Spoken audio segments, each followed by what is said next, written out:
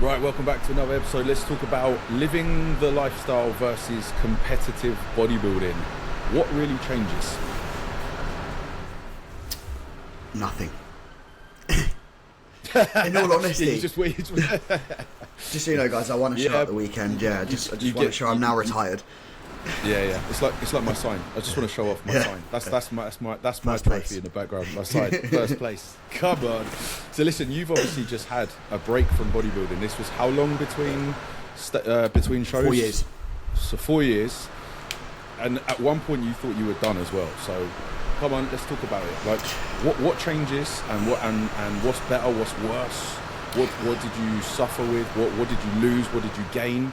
Was the trophy and the medal? Is it worth it? Let's talk about it, because I've had clients that want to jump on the bodybuilding stage, and I always say why. It's the first question that I ask them, like, for what reason? The people who have asked me, Jeff, why have you never stepped on the bodybuilding stage? Your physique could do it. You could step on the bodybuilding stage.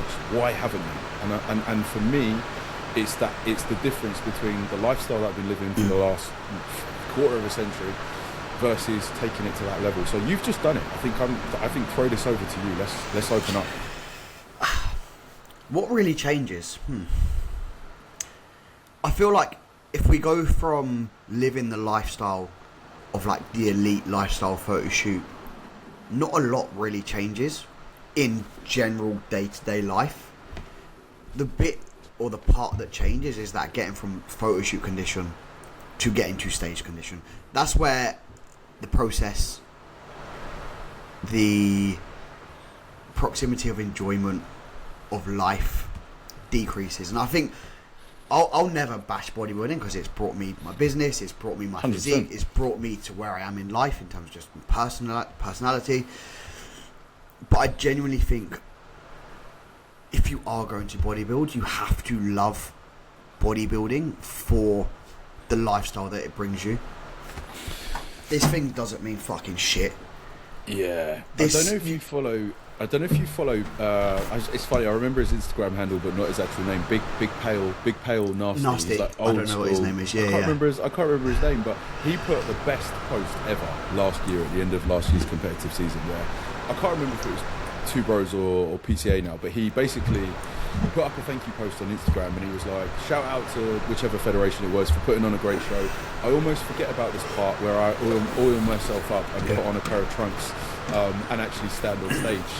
He didn't place. I don't think he placed. He was like, thanks for putting on a great show. See you next year. And I was like, that is what bodybuilding, in my opinion, should be. And any one of my clients that want to get into bodybuilding, I'm like, make sure it's for that reason. Make sure it is because you just absolutely love bodybuilding, and you love the process, and you're doing this for yourself. Like, and this is when I answer this question. I had the itch in 2024. I remember I was like, shall I do it? Like, shall I get on that stage? And that was probably the leanest. That's probably the best condition I've seen in the last 3 years. And I had that sort of like, it was that time of year as well where it would have been another push, another 6 to 8 weeks to push for condition. And I had my finger on the clicker, if you know what I mean. I was like, I knew the show, I knew the thing, and I just was like, I don't care enough about. Like I could see myself being like, if they called me up and said, right, it's first quarter, it's call outs, and it's first. If I won the show, or if I didn't place, I don't really think I'd have given a shit. Do you know what I mean? And so that was enough for me to remember at the time, genuinely as well. I genuinely remember just being like, I've been doing this for 20 years without needing to step on a stage. So I was like, what is it going to bring me?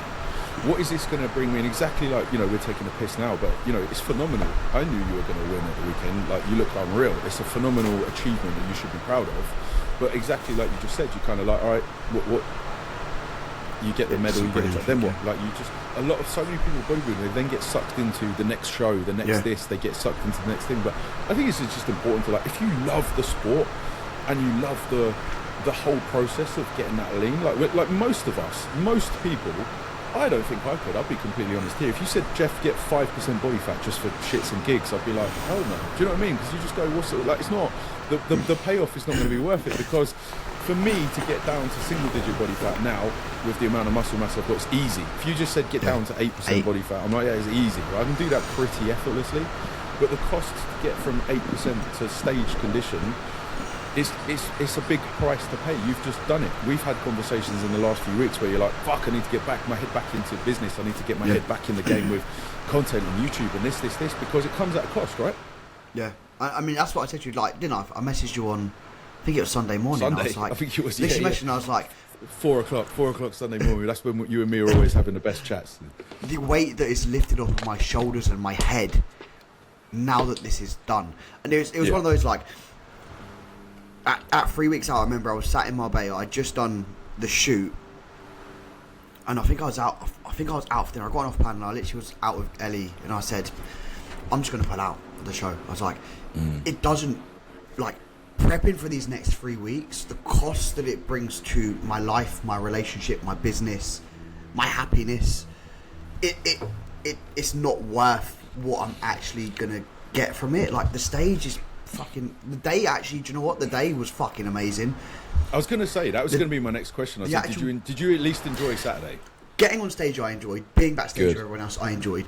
Yeah. But the actual, like, lead up to it is like, honestly, I went and got my tan, I went and got my photo that Justin takes, and he was like, cheer up, mate. I was like, mate, I just want it to be done, to be honest. So I don't even fucking care. I just want it to be done. And like, that for me is a case of like living the bodybuilding life versus being a competitive bodybuilder. They're two very different things. I agree. And I think you can get into past photo shoot condition and still not compete. And I think as long as it doesn't take away from your life in terms of personal relationships, business, career, family. Man, we've all seen those bodybuilders that get, like, you know, when they're 4 weeks out, 6 weeks out, they get to that last stretch and they turn into like different people. They don't. There was. I'm not going to name any names. There's a guy who used to train in Greatness that, like, when he'd be 4 weeks out from the show, he'd stop fist bumping me in the gym or saying hello, because and he'd be, you know, tunnel it vision. was this whole, like, you know, hood up and I'm like, mate, fucking chill out. Like, it's refreshing that we're lucky we've got, like, the likes of Marky and some faces in the gym now that they're just always, like, you can catch Marky 3 days out. You can see in his face how tired he is, and he's got all day to still talk to you and be like, Jodie's great for this as well. Like, I've Jodie 2 days out from the stage, she's still fucking, it's like nothing's happening. And I think, again, it's like a very individual response here, and I'm sure you'll probably agree, like, each prep might be a little bit different, like, we all, depending on what we've got going on in life, like, even just getting photo shooting. I've had photo shoot preps that I'm like, fucking hell, that was a bit of a struggle, and I've had ones that have just been a piece of piss. You just absolutely like stress free, and ironically some of the ones that are more stress free, work and everything else is actually busier, do you know what I mean? So there's taking up bandwidth elsewhere. I mean, for the stage, there's levels, and exactly like you said, it's that final, what would you say, 6 weeks where it gets bad, or less? I think 4. Do you know what, I actually don't even know if it's a body fat or diet or deficit thing. For me, I think it's actually a pressure thing, in the sense of, because I know I've got a goal of XYZ, there's a subconscious pressure that I create on myself of knowing that I've got to deliver something that no one fucking cares about. Because when I think about it last year, do you remember I was probably 4 weeks out? 3 weeks out. I had striated glutes. I think I was about 72 kilos then. I competed at 71 on the weekend, so maybe let's say another 3 kilos off of that, and I was fucking absolutely fine. I was absolutely fine, because there was zero pressure of a goal. There was zero pressure of, oh, Kyle, what are you doing here? When's this? When's that? I think as soon as you start adding pressure onto it, and that's probably just social media, to be honest, that's where the enjoyment you lose. So I always used to look at it, and you know when you used to get these bodybuilders that would go like ghost on social media and they wouldn't post their physique. I never understood that. Doing it this time round, I can kind of understand why they do it, because I think you're so in your head and there's so much pressure from yourself internally to then add the pressure from everyone else.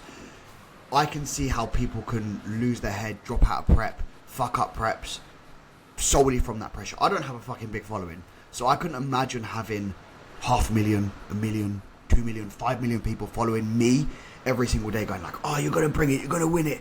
I couldn't imagine the pressure that creates. And I could almost imagine that actually takes away the enjoyment for them in the process, where they just feel like it's a job that they actually fucking hate doing. And how many people, the one I've always found fascinating is like the people who get really down a rabbit hole of bodybuilding, for example, you know, I've seen examples of this even in our gym. You know, they compete, they spend a couple of years, that's it, that's who they are, it becomes their identity. And then eventually they open up about some sort of eating disorder or this, and like 2 years later, they don't even train. Yeah. They don't even train. And I think I actually find that quite sad, because if I'm being honest, you know, now, and listen, I've made a career out of it, so it's certainly not a complaint, it's just an observation. But it's like 20 years ago, no one even fucking knew I was training. It was just me in my garage. Like, I literally had like all my squat rack on my plates, because I went into a bodybuilding gym when I was 18, and I was terrified. I literally walked in and I was like, fuck this, like everyone's 3 times bigger than me, and I just went, I was like, alright, I'll get a load of dumbbells and barbells at home. But for me, arguably, I can rewind 23 years or whatever it's been now, and I'm like, I'm still that same person that's doing it for me. Like, I can think back to, I can picture being in that garage now. I can picture my squat rack, I can picture my little speaker that I had, where I used to go in there and just listen to music and just train. And it's like, I still train for me, I still do it for me now.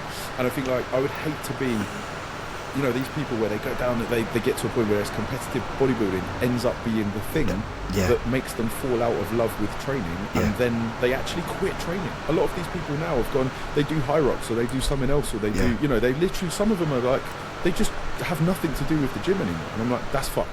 Yeah, it's fucking sad. And I actually think, like, now that I'm not competitive bodybuilding, I was kind of like, I think last time when I stepped away from bodybuilding, when I started the prep and I stopped, because in my head I was like, I'm not bodybuilding anymore.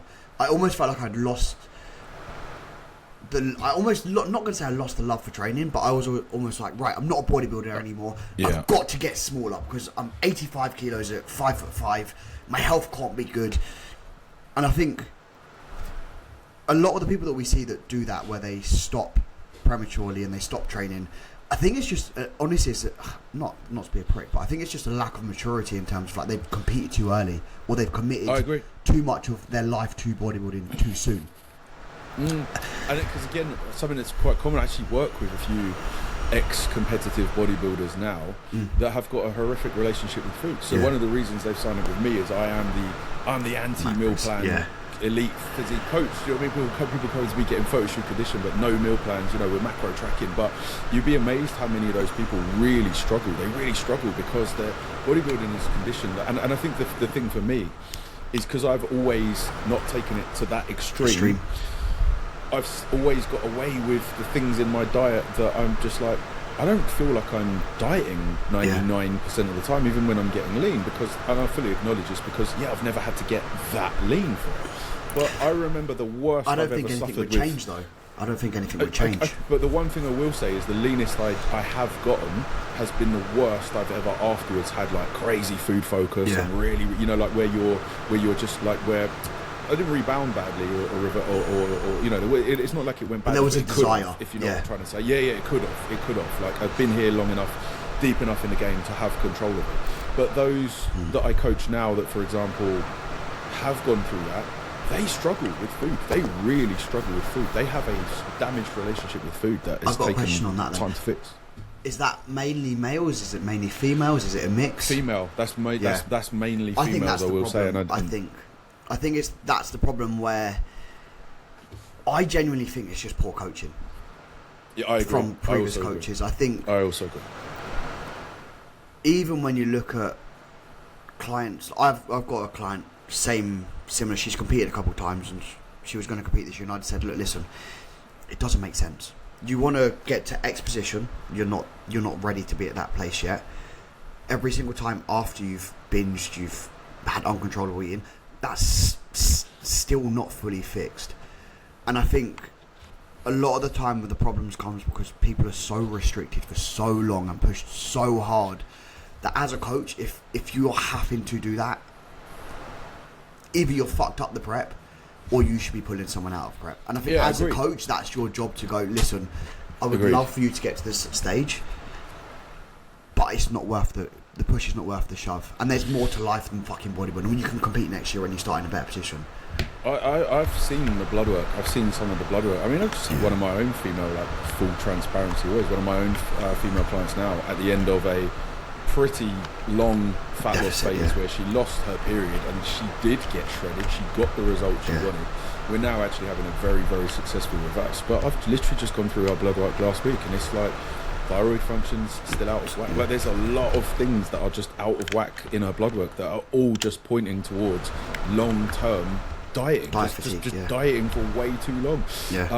And again, like the worst thing that this person could do now is prep or any sort of like dieting, and I said to her, the key now is that you spend a long time building a base and a long time. And I know for me, when I spend a year away from dieting, they're the easiest diets in the world, because you're in a position where there's just no stress, there's no fatigue, the body's ready to come. Like the clients that struggle for me are always the ones that are like forever diet, you know, the ones that they after they, you know, or they have a bad reverse or whatever it may be, and they're like, right, let's go back into, or you know, I don't allow, I've heard there are a few what's the word, exemptions, but generally speaking, like my photo shoots get they're such good days, they get such good hype that sometimes someone will do like the summer one and they're like, oh yeah, when I announce the winter one, they're like, oh, can I do the winter one? I'm like, nope.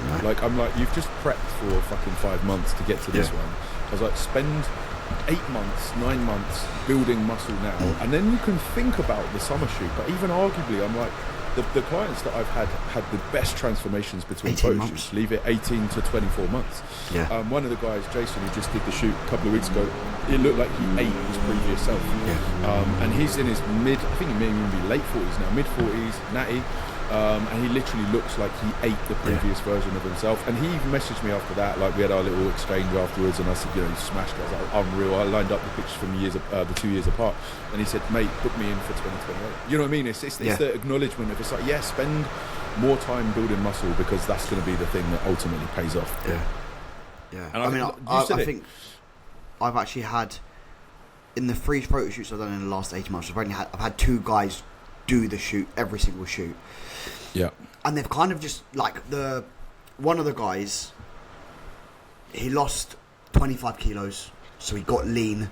He wasn't fully lean, so he'd done a small reverse, like literally 10 weeks reverse, and then he dieted again. I've done similar. And then you get there's always exemptions. And then he rebounded way too hard, so he needed to diet anyway.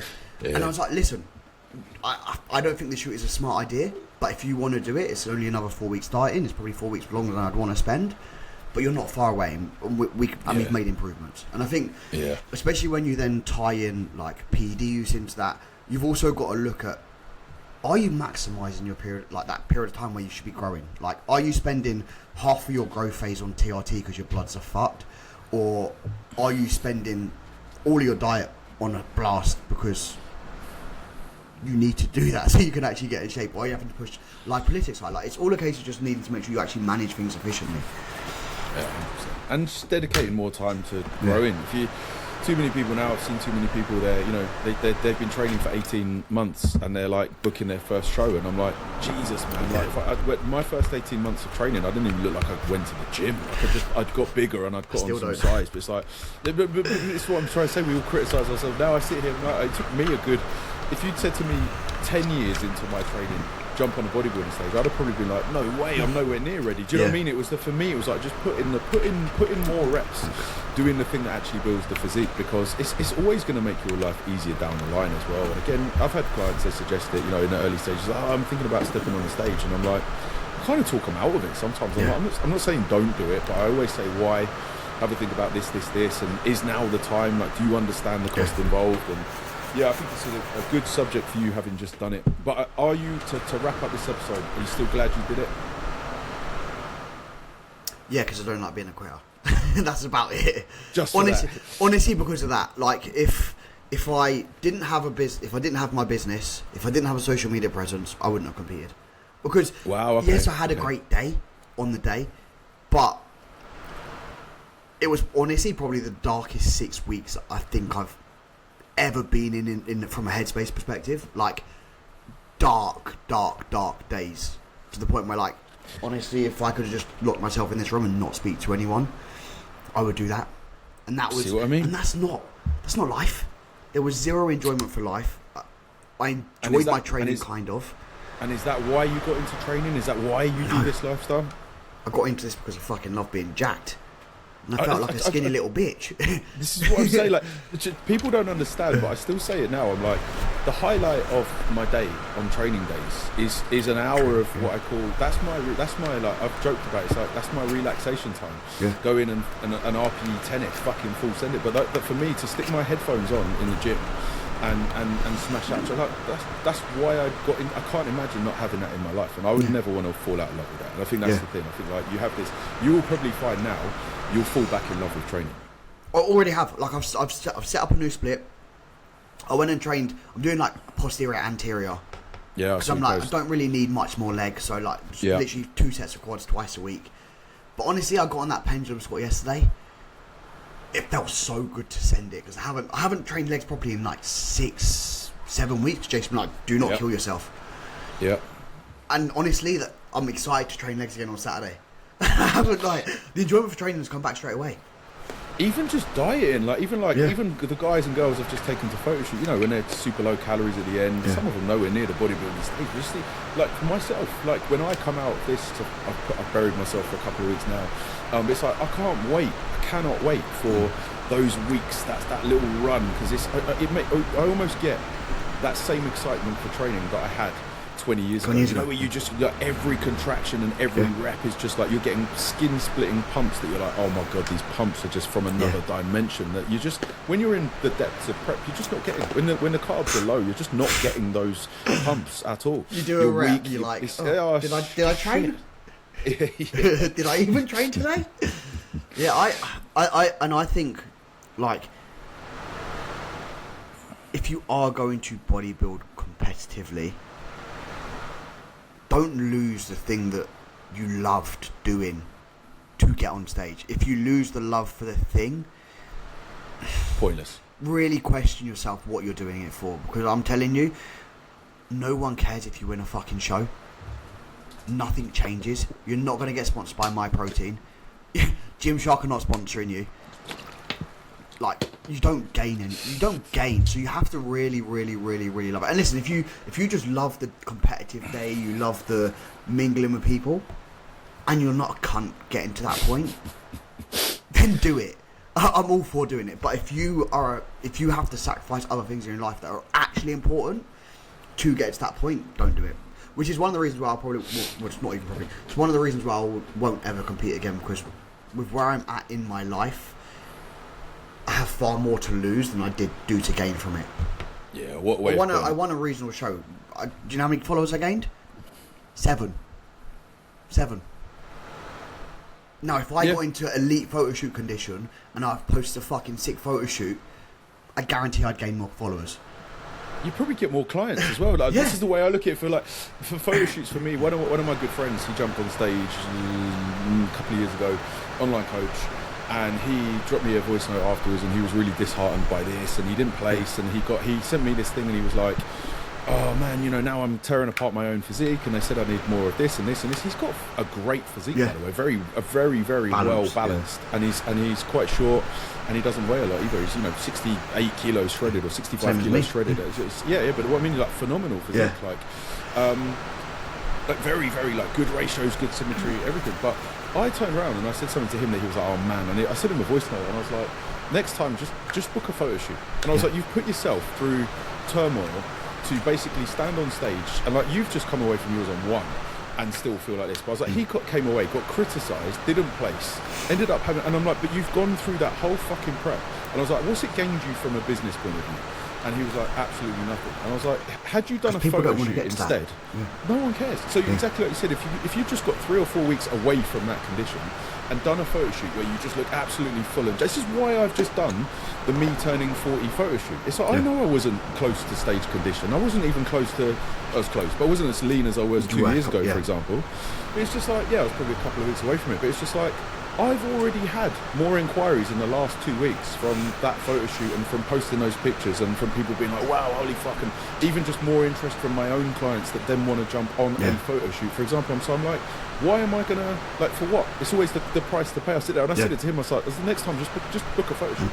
And he did. So a year later he's just done a photo shoot and he looks unreal. It's just one of those things that I was like, he probably looks 4 weeks out from the stage, 3-4 weeks out from the stage, and I'm like, it's the difference between everything we've just said, just take that last little bit. People just don't understand the price to pay. And it's also the thing of like, especially if you're looking at it from a business perspective, the pool of people that want to do a photo shoot is this big.